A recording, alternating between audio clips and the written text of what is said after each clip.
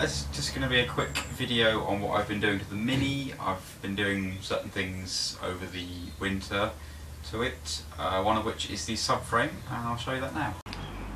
So yeah, I've mainly been working on the front suspension. As you can see, the front subframe's now looking pretty good. So yeah, I've sandblasted and painted and just generally refurbed really the top arms, which include new bearings either end, so in there and there, and a new pin through the middle, which is what these screw onto, and then new plates there, as you can see as well. The knuckle joint also is new. The trumpet there itself is just cleaned up, and I've actually given it a coat of wax oil to try and protect it. And the cones themselves, the rubber cones, they're new. The bump stop is also new. I've gone for a polyurethane one, along with everything else pretty much on it has gone for polyurethane. I've gone for a new pin at the bottom there, which pivots or provides the pivot for the lower arm. And then the tie bar I've also refurbed and got a new bush kit for it at the front there. So yeah, it's all looking pretty good really.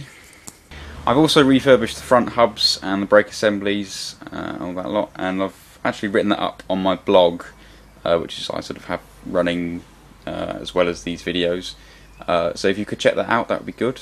I'll provide a link in the description. I've also managed to put the rear subframe on. As you can see, I've used all new nuts, bolts, washers and polyurethane bushes all round. New shock absorbers obviously as well. The rubber cones, simply because of the price, they're so expensive, the new ones.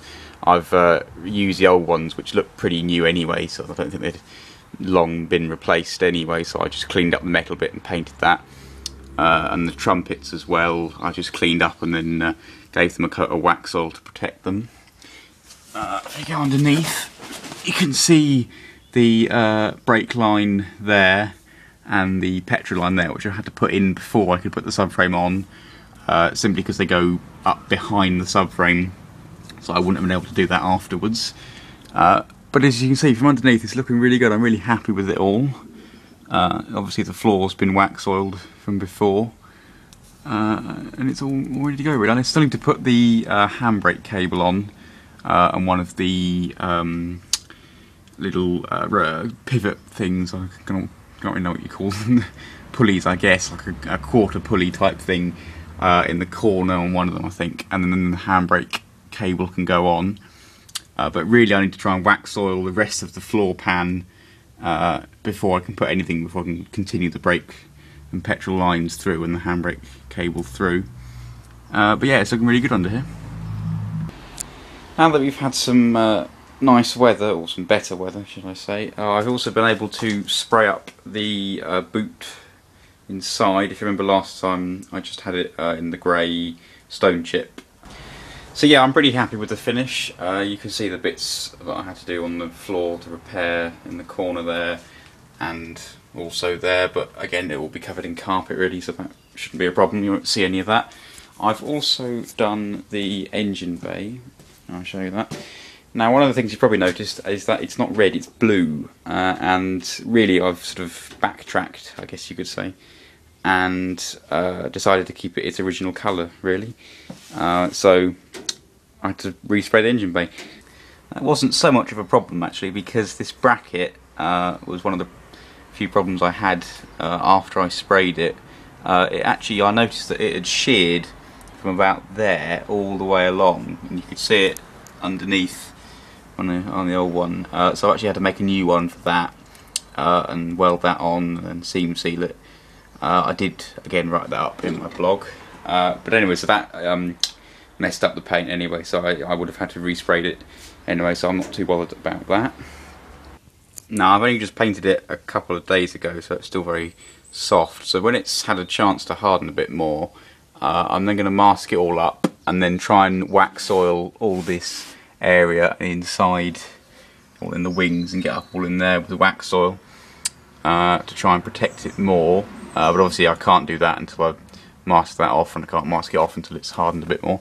And then the next thing to do would be to put the steering rack on, which bolts onto these fixings, or the bracket there. I still need to refurbish that. I'm hoping if there's no slack and it's all right, then I should just be able to clean it up externally, replace the track rod ends and the rubber gaiters, and it should be good to go on. I might try and clean up the track rod arms themselves and paint them, but other than that, that should be fine. Anyway, and then when that's on, the front subframe can go on, and I can put the hubs on, and then it should be a rolling shell. So it's really coming on now. I'm going to try and do a bit more to the engine as well. I've sort of let that slip. I can't believe it's been over a year now since I last did a video on that. But hopefully when it's a rolling shell, I can then put the engine in, because obviously the front subframe's in and the engine can go in.